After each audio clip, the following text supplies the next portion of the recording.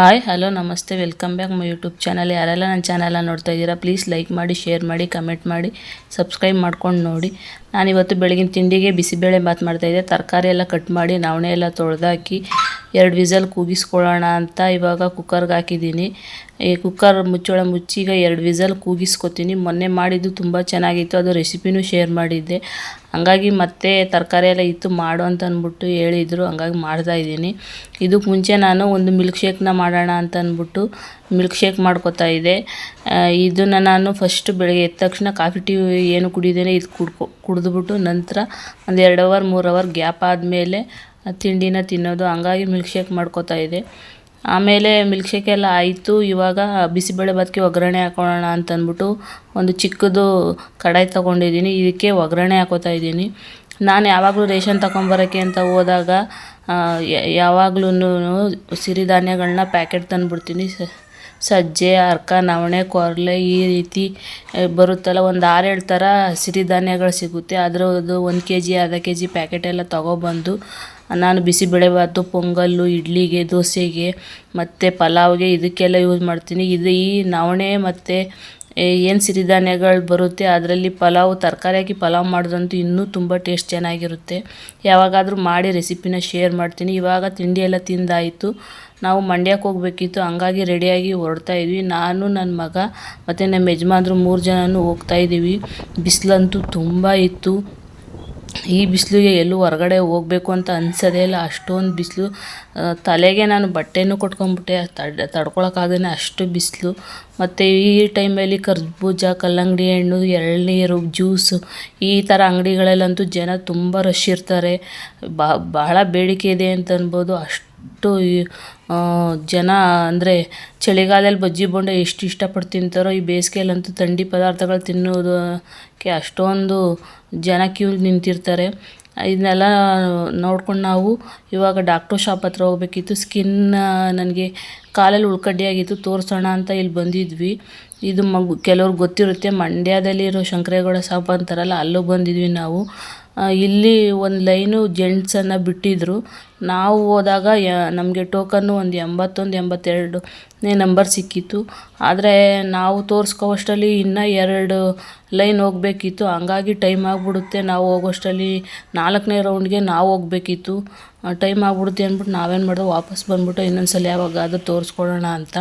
ಇಲ್ಲಿ ಒಂದು smart point ಅಂತ ಬಜಾರ್ ಇದೆ, ಆ ಬಜಾರ್ಗೆ ಬಂದ್ವಿ. ನನ್ನ ಮಗ ಜ್ಯೂಸ್ ಕುಡಿಬೇಕು ಅಂತ ಇದ್ದ. ಬಿಸಿಲು ಜಾಸ್ತಿಯಿಂದ ಸರಿ ಅವನು ಜ್ಯೂಸ್ ಕೊಡ್ಸೋಣ ಅಂತ ಅಂದ್ಬಿಟ್ಟು ಅಲ್ಲಿಗೆ ಬಂದು ಜ್ಯೂಸು ಮತ್ತು ಚಾಕ್ಲೇಟ್ಗಳು, ನೀರು, ವಾಟ್ರ್ ಬಾಟ್ಲೆಲ್ಲ ತೊಗೊಂಡು ಬೇರೆ ಏನು ನಾವು ತಗೊಳಕ್ಕೆ ಹೋಗಿಲ್ಲ. ಮ್ಯಾಂಗೋ ಮತ್ತು ಬೇರೆ ಬೇರೆ ಥರ ತರಕಾರಿಗಳು, ಮನೆ ಗ್ರಾಸರಿ ಈ ಥರ ಎಲ್ಲ ಐಟಮ್ಗಳನ್ನೂ ಇಲ್ಲಿ ಇಟ್ಟಿದ್ರು. ಅದನ್ನು ನೋಡ್ತಾ ಇದ್ದೆ ನಾನು ಅಷ್ಟೇ. ನಮಗೇನಾರ ಬೇಕು ಅಂದರೆ ನಮ್ಮ ಯಜಮಾನ್ರು ಬೆಂಗಳೂರಲ್ಲೇ ವರ್ಕ್ ಮಾಡೋದ್ರಿಂದ ಅಲ್ಲಿ ಡಿ-ಮಾರ್ಟ್ ಇದೆ ಪಕ್ಕದಲ್ಲಿ. ಅಲ್ಲೇ ಏನು ಬೇಕು ಗ್ರಾಸರಿ ಆಗಿರ್ಬೋದು, ಇನ್ನು ಎಕ್ಸ್ಟ್ರಾ ಏನಾದರೂ ಮನೆಗೆ ಬೇಕು ಸಾಮಾನುಗಳು ಅಂದರೆ ಅಲ್ಲೇ ತಂದುಕೊಟ್ಬಿಡ್ತಾರೆ. ಹಂಗಾಗಿ ನಾವು ಹೊರಗಡೆ ಏನು ಹೋಗಿ ತೊಗೊಂಡು ಬರೋಲ್ಲ, ಸುಮ್ಮನೆ ನೋಡ್ತಾ ಇದ್ದೆ ಅಷ್ಟೇ. ನಾನು ನೋಡಿ ಚಾಕ್ಲೇಟ್ಗಳೆಲ್ಲ ನೋಡ್ತಾ ಇದ್ದ ಅವನು. ಮತ್ತು ಜ್ಯೂಸ್ ಕೇಳ್ತಾ ಇದ್ದ, ಜ್ಯೂಸ್ ತಗೊಡು ಅಂತ ಅಂದ್ಬಿಟ್ಟು. ಅಲ್ಲಿ ಎಷ್ಟೊಂದು ಥರ ಜ್ಯೂಸ್ಗಳಿದ್ದು, ಅದರಲ್ಲಿ ಯಾವ್ದು ಬೇಕು ನಾನು ಸೆಲೆಕ್ಟ್ ಮಾಡ್ಕೋತೀನಿ ಅಂತ ನೋಡ್ತಾನೇ ಇದ್ದ. ಅವನಿಗೆ ಜ್ಯೂಸ್ ಅಂದರೆ ತುಂಬ ಇಷ್ಟ. ಹಂಗಾಗಿ ಫಸ್ಟು ಎಲ್ಲೇ ಹೋದರೂ ಜ್ಯೂಸ್ ಅಂಗಡಿ ಹತ್ರನೇ ನಿಂತಿರ್ತಾನೆ. ಜ್ಯೂಸೆಲ್ಲ ನಾವು ತಗೊಂಡು ಇವಾಗ ಕಬ್ಬಿನಲ್ಲಿ ಕುಡಿಬೇಕು ಅಂತಂದ. ದಾರಿ ಮಧ್ಯೆ ಬರ್ತಾ ಇರಬೇಕಾದ್ರೆ ಅಲ್ಲೊಂದು ಅಂಗಡೀಲಿ ಕಬ್ಬಿನಲ್ಲಿ ಕುಡಿಯೋಣ ಅಂತ ಅಂದ್ಬಿಟ್ಟು ನಾನು ನನ್ನ ಮಗ ಇಬ್ಬರೇ ಬಿಸಿಲು ಜಾಸ್ತಿಯಿಂದ ಕಬ್ಬಿನಲ್ಲಿ ತೊಗೊಂಡು ಇಬ್ಬರು ಕುಡಿದ್ವಿ.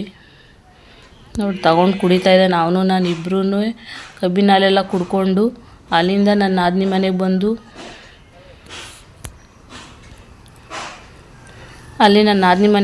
ಬಂದು ಊಟ ಎಲ್ಲ ಮಾಡಿಕೊಂಡು ಅಲ್ಲೇ ಸ್ವಲ್ಪ ಹೊತ್ತು ಅಲ್ಲೇ ಇದ್ವಿ. ಅವ್ರ ಜೊತೆ ಎಲ್ಲ ಮಾತಾಡ್ಕೊಂಡು ಅಲ್ಲೇ ಸ್ವಲ್ಪ ಹೊತ್ತು ಇದ್ದು ಆಮೇಲೆ ಊರಿಗೆ ಹೋಗೋಣ ಅಂದ್ಬಿಟ್ಟು ಸಾಯಂಕಾಲ ಆಗುತ್ತೆ ಅಂತ ಹೊರಟು ಬಂದ್ವಿ. ಯಾಕಂದರೆ ನಮ್ಮ ಮನೆಯವ್ರು ನೈಟ್ ಡ್ಯೂಟಿ ಹೋಗಬೇಕಿತ್ತು. ಹಂಗಾಗಿ ಅಲ್ಲಿಂದ ಬಂದ್ವಿ. ಅಲ್ಲಿಂದ ಬಂದ ಇಲ್ಲಿ ಮಧುರಮ್ಮನ ಜಾತ್ರೆ ನಡೀತಾ ಇತ್ತು. ದಾರಿ ಅಂತೂ ಫುಲ್ಲು ರೋಡೆಲ್ಲ ಟ್ರಾಫಿಕ್ಕು, ಜನ ಅಂತೂ ರೋಡ್ಗಳಲ್ಲೆಲ್ಲ ರಶ್ ಇತ್ತು. ನಾವು ಬರಬೇಕಾದ್ರೇ ಅಂದರೆ ಒಂದಿನ ಮುಂಚೆ ಕೊಂಡ ಆಗಿತ್ತು, ಇವಾಗ ಸಿಡಿ ಆಯ್ತಾಯಿತ್ತು. ಹಂಗಾಗಿ ಸಿಡಿ ನೋಡೋಕ್ಕೆ ಅಂತ ಜನ ಕ್ಯೂ ಸಿಸ್ಟಮ್ ಮೇಲಂತೂ ಸಖತ್ ರಶ್ ಇದ್ದರು. ನೋಡಿ ಇಲ್ಲೆಲ್ಲ ಬೊಂಬೆಗಳು, ಆಟ ಸಾಮಾನುಗಳೇ ಆಗಿರ್ಬೋದು, ಕಡಲೆಪುರಿ ಅಂಗಡಿ, ಈ ಥರ ಅಂಗಡಿಗಳೆಲ್ಲ ಇಟ್ಕೊಂಡಿದ್ದಾರೆ. ಹಂಗಾಗಿ ಎಲ್ಲ ಸಿಡಿ ನೋಡೋಕ್ಕೆ ಸಲುವಾಗಿಯೇ ಜನ ಕಾಯ್ತಾ ಇದ್ರು. ಇದನ್ನೆಲ್ಲ ನೋಡ್ಕೊಂಡು ನಾವು ಈಗ ಮನೆಗೆ ಬಂದು ಸಾಯಂಕಾಲ ಊಟಕ್ಕೆ ಅಂದ್ಬಿಟ್ಟು ಚಪಾತಿ ಮತ್ತು ಹುಳ್ಳಿಕಾಳು ಚಟ್ನಿ ಮಾಡೋಣ ಅಂತ ರೆಡಿ ಮಾಡ್ತಾಯಿದ್ದೆ. ಚಪಾತಿ ಹಿಟ್ಟೆಲ್ಲ ಕಲಸಿಕ್ಬಿಟ್ಟು ನಾನು ಇವಾಗ ಹುಳ್ಳಿಕಾಳು ಚಟ್ನಿಗೆ ಹುಳ್ಳಿಕಾಳು ಹುರ್ಕೋತಾ ಇದ್ದೀನಿ. ಇದಕ್ಕೆ ಹಸಿರು ಮೆಣಸಿನ್ಕಾಯಿ, ಸ್ವಲ್ಪ ಹುರಿದಿರೋ ಕಡಲೆ ಬೀಜ ಇತ್ತು, ಬೆಳ್ಳುಳ್ಳಿ, ಹುಣಸೆಹಣ್ಣು, ಜೀರಿಗೆ, ಮೆಣಸು ಎಲ್ಲ ಹಾಕಿ ರುಬ್ಕೊಳ್ಳೋಣ ಅಂತ ಅಂದ್ಬಿಟ್ಟು ಇವಾಗ ಕಾಯೆಲ್ಲ ತುರಿದಿಟ್ಕೊಂಡಿದ್ದೀನಿ. ಹುಳ್ಳಿಕಾಳೆಲ್ಲ ಚೆನ್ನಾಗಿ ತೊಳ್ಕೊಂಡು ಇವಾಗ ಚಟ್ನಿನೂ ರೆಡಿ ಮಾಡಿಕೊಂಡೆ. ಚಪಾತಿ ಹಿಟ್ಟು ಕಲಸಿದ್ನಲ್ಲ, ಅದಕ್ಕೆ ನಾನು ಚಪಾತಿನ ಒತ್ಕೊಳ್ಳೋಣ ಅಂತ ರೆಡಿ ಮಾಡ್ತಾಯಿದ್ದೆ. ಇವಾಗ ಸೋನೆಂಗೆ ಮಳೆ ಸ್ವಲ್ಪನೇ ಹನೀತಾ ಇತ್ತು ನೋಡಿ. ಇದೇ ಫಸ್ಟ್ ಟೈಮು, ಆದರೆ ಜಾಸ್ತಿ ಮಳೆ ಏನು ಬರಲಿಲ್ಲ, ಹಂಗೆ ಬಂದು ನಿಂತೋಯ್ತು. ಆಮೇಲೆ ಚಪಾತಿ ಎಲ್ಲ ಒತ್ತಿ ಚಟ್ನಿನೂ ರೆಡಿ ಮಾಡಿದೆ. ಇದಾದಮೇಲೆ ನೆಕ್ಸ್ಟ್ ಡೇ ಬ್ಲಾಗ್ನ ನಾನು ಇದರಲ್ಲೇ ಕಂಟಿನ್ಯೂ ಮಾಡಿದ್ದೀನಿ. ಬೆಳಗ್ಗೆನೇ ಎದ್ದು ಮನೆಯೆಲ್ಲ ಕ್ಲೀನ್ ಮಾಡ್ಕೊತಾ ಇದ್ದೆ. ಫಸ್ಟು ಸೋಫಾ ಮತ್ತು T V showcase, dressing table ಇವೆಲ್ಲ ಕ್ಲೀನ್ ಮಾಡ್ಕೊಬಿಡ್ತೀನಿ. ಯಾಕಂದರೆ ಏನಾರು ಧೂಳಿದ್ರೆ ಆಮೇಲೆ ನೆಲ ಒರೆಸ್ಕೊಳ್ಳೋಕೆ ಸರಿ ಹೋಗುತ್ತೆ ಅಂದ್ಬಿಟ್ಟು ಇವಾಗ ಮನೆಯೆಲ್ಲ ಒರೆಸ್ಕೊತಾ ಇದ್ದೀನಿ. ನಾನು ಒಂದಿನ ಬಿಟ್ಟು ಒಂದಿನ ವಾರ ಮಾಡೋದ್ರಿಂದ ಒಂದಿನ ಬಿಟ್ಟು ಒಂದಿನನೇ ಮನೆ ಒರೆಸೋದು. ಡೈಲಿ ಏನು ಒರ್ಸೋಕೆ ಹೋಗೋಲ್ಲ. ಏನಾದರೂ ಇಂಪಾರ್ಟೆಂಟ್ ಇದ್ದರೆ ಮಾತ್ರ, ಅಂದರೆ ನೆನ್ನೆ ಮಂಗಳವಾರ, ಇವತ್ತು ಹುಣ್ಣಿಮೆ ಆ ಥರ ಇದ್ದರೆ ಮಾತ್ರ ಮನೆ ಒರೆಸೋದು. ಇವಾಗ ಮನೆಯೆಲ್ಲ ಒರೆಸಿ ಪೂಜೆ ಮಾಡ್ತಾಯಿದ್ದೆ.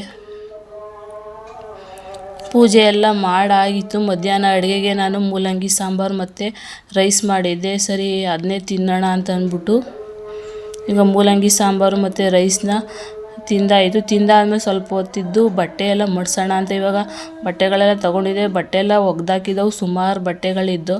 ಹಂಗಾಗಿ ಬೇಗ ಬಟ್ಟೆ ಎಲ್ಲ ಮಡಿಸ್ತಾಯಿದ್ದೀನಿ ನೋಡಿ. ಇವೆಲ್ಲ ಡೈಲಿ ಯೂಸ್ಗೆ ಹಾಕೊಳ್ಳೋವು. ಇವಾಗ ರೇಷ್ಮೆ ಸೀರೆ ಇತ್ತು, ಊರಿಂದ ಹಾಕೊಬಂದಿದ್ದು. ಐರನ್ ಮಾಡೋಣ ಅಂತ ಇಟ್ಟಿದ್ದೆ, ಆದರೆ ಟೈಮ್ ಸಿಗಲಿಲ್ಲ. ಯಾವಾಗಾರ ಐರನ್ ಮಾಡಿದ್ರೆ ಆಗುತ್ತೆ ಅಂತ ಅಂದ್ಬಿಟ್ಟು ಇವಾಗ ಅದನ್ನೂ ಫೋಲ್ಡ್ ಮಾಡಿ ಎಲ್ಲ ಎತ್ತಿಕ್ತಾ ಇದ್ದೀನಿ. ಇದು ನಾನು ಸುಮಾರು ದಿವಸ, ಅಂದರೆ ಸುಮಾರು ವರ್ಷನೇ ಆಯಿತು ತಗೊಂಡು ಸೀರೆನ. ಹಂಗಾಗಿ ಇದಕ್ಕೆ ಕುಚ್ಚೆಲ್ಲ ನಾನೇ ಹೊಲ್ದಿದ್ದೆ. ಹಂಗಾಗಿ ತೋರಿಸ್ತಾ ಇದೆ ನೋಡಿ. ಕುಚ್ಚು ನೀಟಾಗೆಲ್ಲ ಹಾಕಿದ್ದೆ. ಇದು ನಾನು ಮೈಸೂರಲ್ಲಿ ಕುಚ್ಚೆಲ್ಲ ತಗೊಬಂದಿದ್ದು. ಹಂಗಾಗಿ ಇದನ್ನು ನಾನು ನೀಟಾಗಿ ಹೊಲ್ಕೊಂಡಿದ್ನಲ್ಲ. ಇನ್ನು ಅಲ್ಲಿ ಯಾವಾಗಾರ ಹೋದ್ರೆ ಕುಚ್ಚುಗಳು ರೆಡಿಮೇಡೇ ಸಿಗುತ್ತೆ, ಅಲ್ಲೇ ತಗೊಬಂದು ನಾನು ಈ ಥರ ಸೀರೆಗಳಿಗೆಲ್ಲ ಹೊಲ್ಕೊತೀನಿ. ಕುಚ್ಚೇನೋ ಜಾಸ್ತಿ ಹಾಕ್ಸೋಕೆ ಹೋಗೋದಿಲ್ಲ.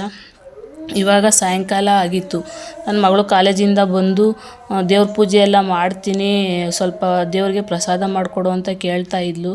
ಯಾಕಂದರೆ ಬೆಳಗ್ಗೆ ಎಲ್ಲ ಪೂಜೆ ಮಾಡಿ ಆಗಿತ್ತು. ಅವಳು ಬಂದು ಸಾಯಂಕಾಲ ಕೇಳೋದ್ರಿಂದ ದೇವ್ರ ಪ್ರಸಾದ ರೆಡಿ ಮಾಡ್ತಾಯಿದ್ದೆ. ಈ ವ್ಲಾಗ್ನ ನಾನು ಇಲ್ಲಿಗೆ ಎಂಡ್ ಮಾಡ್ತೀನಿ. ಪ್ಲೀಸ್ ಲೈಕ್ ಮಾಡಿ, ಶೇರ್ ಮಾಡಿ, ಕಮೆಂಟ್ ಮಾಡಿ.